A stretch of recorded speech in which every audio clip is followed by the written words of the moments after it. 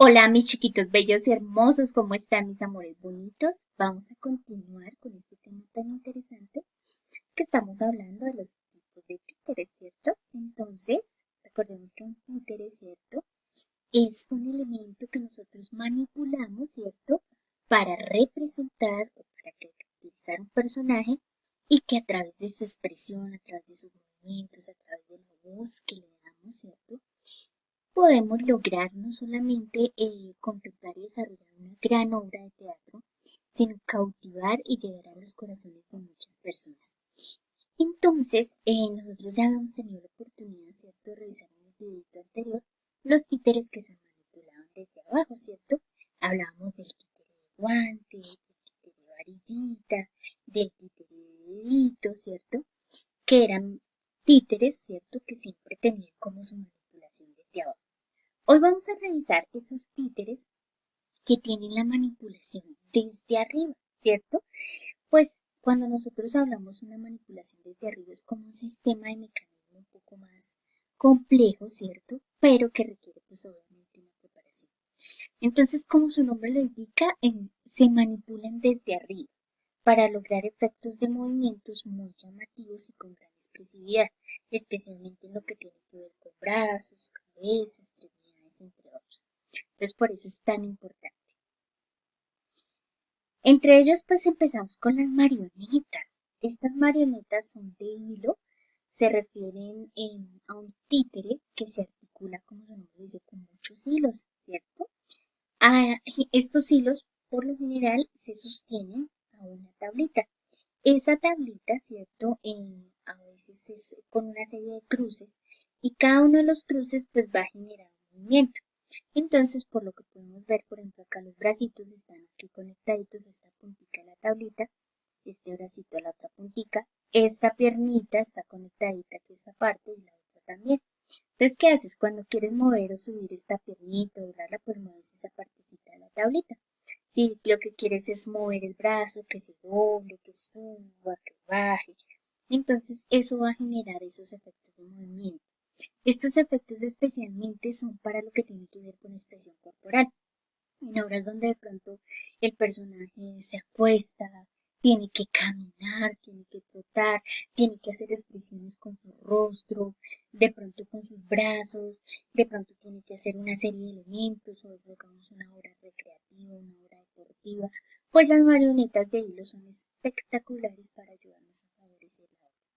Importante también para ellas, pues también adecuarles un ambiente, un espacio donde ellas realmente sean las protagonistas, porque pues nosotros nos encargamos de imprimirle la voz, de imprimirle una serie de elementos, pero a través de estas marionetas, ¿cierto? Nosotros logramos esos efectos y logramos que la obra realmente genere la atención y la cautividad. En muchos escenarios, especialmente en el escenario proscenio, se utiliza mucho para lo que tiene que ver con historias cómicas, historias chistosas, historias un poco divertidas, y a través de estos personajes pues se focaliza con efectos de luces para que realmente ellas sean las únicas que aparezcan en el escenario. Las marionetas, como pueden ver, pueden hacerse de distintas formas o distintos personajes. No solamente podemos hacer una marioneta de un payaso, ¿no? Por el contrario, podemos hacer de niñas, de campesinas, incluso miren esta marioneta de pistolerito. Es muy simpática porque pues todo el personaje y cuando tú le das el movimiento con el efecto de la mano, pues generas como esa sensación de que estás logrando ahí.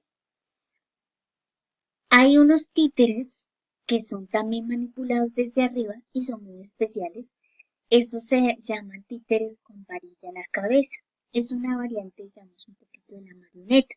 Lo único que cambia aquí es que el títere pues tiene una varillita justo aquí que está apoyada aquí en la cabecita y el resto de sus miembros o el resto de las partes se animan mediante hilos. Entonces aquí ustedes pueden ver estos hilos que están aquí que casi no se ven y que pues es fantástico porque se trata solamente de que ellos, los personajes, sobresalgan. Sus movimientos son como más bruscos, como más rudos. De pronto no tenemos movimientos muy específicos, pero pues digamos que ese efecto es sostenerlo con su cabeza a lo alto, ¿cierto? Yo lo sostengo y le puedo generar el resto de movimientos ahí. Entonces es muy similar a la marioneta, pero pues obviamente lo caracteriza ese títere de varilla. Son especiales también, digamos, en el caso de que nosotros tengamos que hacer una obra con personajes un poco más grandes, ¿cierto? Porque si yo estoy pensando en un auditorio bastante grande, donde yo quiero que realmente el títere se vea, porque pues obviamente si tengo un público pequeño, pues puedo utilizar títeres pequeños y efectivamente pues todos van a lograr capturar efectivamente la escena muy bien. Pero si por el contrario nosotros tenemos, ¿cierto?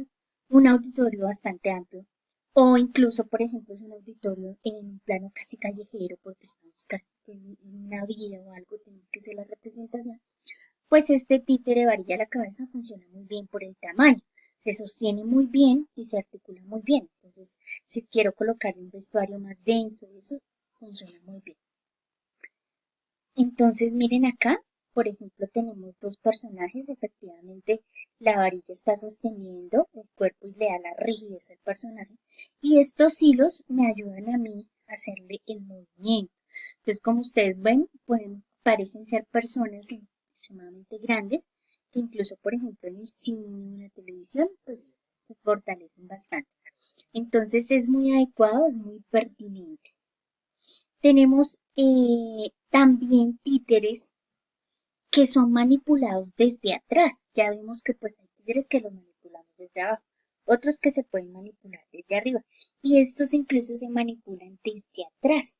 Entonces está el bunraku, que se denomina así a la manipulación. Es de origen japonés y es uno, digamos, de los principales géneros dramáticos. Este títere se manipula con muchas personas. Generalmente son tres que se van a sincronizar en los movimientos del personaje. El títere como tal utiliza mucha ornamentación en lo que es el rostro, el cuerpo, ¿cierto? En esa parte, y muchos vestuarios y telas. Las telas ayudan también a cubrir el personaje o la persona que le está dando vida a este títere. Eh, Generalmente digamos que se organiza uno para la cabeza que controla los movimientos de cabeza, ¿cierto? El otro que controla los movimientos de las manos, ¿cierto? Entonces van sincronizando los movimientos de la mano. Y el otro que se encarga más de la cintura y este hace como ese movimiento especial. Así es, entonces es fantástico la sincronización entre los tres que se encargan de darle los movimientos.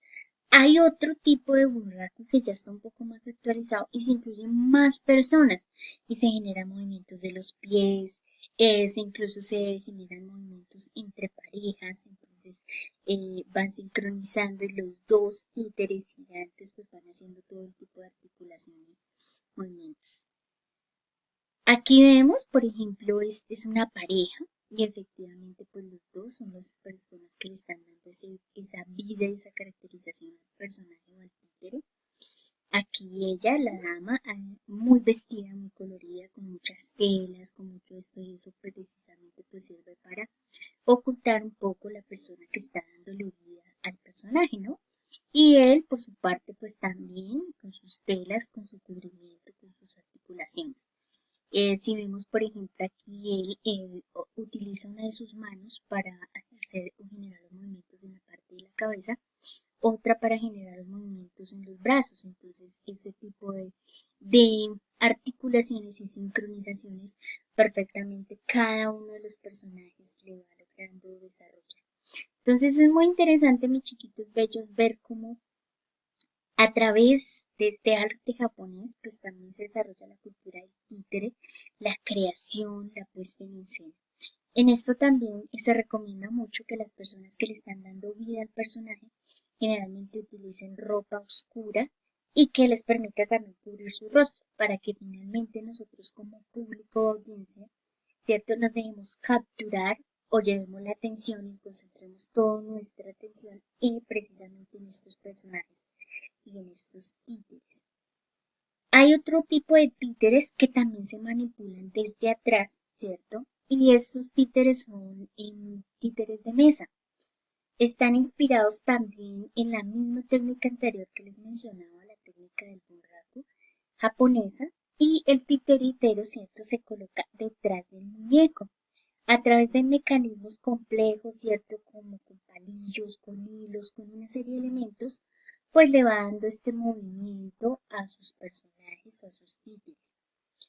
Hay que tener muy en cuenta, digamos, la esencia pues del constructor y del personaje, ¿cierto? Los detalles que le imprima, la precisión que quiere lograr, porque si bien pues él está detrás, finalmente nosotros vamos a concentrar toda nuestra atención en los títeres. Entonces es muy importante, ¿cierto? Que el titiritero pues digamos que precise algunos detalles, ¿cierto? Pues fortalezca mucho, por ejemplo, lo que tiene que ver con la expresión corporal propia del personaje, algunos elementos en sus movimientos como manos, pies, ¿cierto? Que le fortalezcan bastante. Entonces, miramos aquí, por ejemplo, este es un ejemplo clásico del títere de mesa. Como pueden ver, los titireteros o las personas que le dan vida, que se convierten en actores, están justo detrás del títere que está sobre la mesa precisamente y donde le están dando vida a toda una obra escénica. Ellos por lo general también se cubren de ropa negra y usualmente pues cubren también completamente su rostro. Aquí podemos ver que se identifican los dos para denotar que pues hacen parte de esto que le están dando vida a este personaje. Utilizan telas negras también al fondo para darle como esa focalización a ese fondo. Aquí el personaje, si ustedes pueden ver, la mano derecha está manipulando, digamos, lo que tiene que ver con la cabeza y la mano izquierda del titiritero acciona lo que tiene que ver con los brazos de la niña. El ave, por su parte, ¿cierto? Está también siendo accionada desde atrás por un movimiento de la mano y ella pues obviamente le va a dar toda la connotación para que el títere cobre vida y realmente resalte todas las habilidades y cualidades que se necesitan. Hay otro tipo de títere que se denomina marotes. Este yo considero que ustedes lo han visto muchísimo. También se manipula desde atrás. ¿Cuál es, digamos, la connotación que tiene este? Que suelen ser de gran tamaño y en algunos casos, digamos que el operador pues emplea sus propias manos como manos del títere porque precisamente el tamaño lo permite, ¿cierto? También algunos poseen una barbilla central para darle como esa fortaleza y esa rigidez, precisamente porque por su tamaño pues no se vaya a doblar y realmente no se pueda lograr ese manejo, esa manipulación del títere. No posee muchas articulaciones, pero como tal el personaje, por su volumen, por su grandor, pues genera esa expectativa y esas sensaciones. Entonces vemos, por ejemplo, acá este títere de Mickey Mouse. Entonces ella está utilizando también sus brazos, en este caso su brazo izquierdo, para sostener precisamente el mismo brazo del personaje. Con el otro brazo articula lo que tiene que ver con su cabeza. Entonces, si vemos, es muy rígido, pero pues por su solo volumen podemos de una vez concentrarnos en toda la historia. Hay otro tipo de títeres que son manejados ya no tanto desde atrás, pero sí como desde adentro.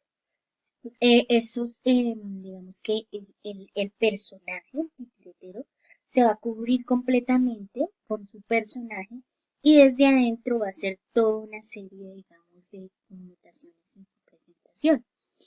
La imaginación aquí es un elemento muy importante porque se trata de que el titiritero logre con sus manos, con sus pies, con toda una serie de elementos articular y realmente darle vida a este personaje. Son también títeres bastante grandes, digamos incluso del tamaño de las personas y que favorecen muchísimo. Mire, ustedes pueden ver acá, la persona está completamente, ¿cierto?, dentro del personaje. Aquí vemos, por ejemplo, el rostro.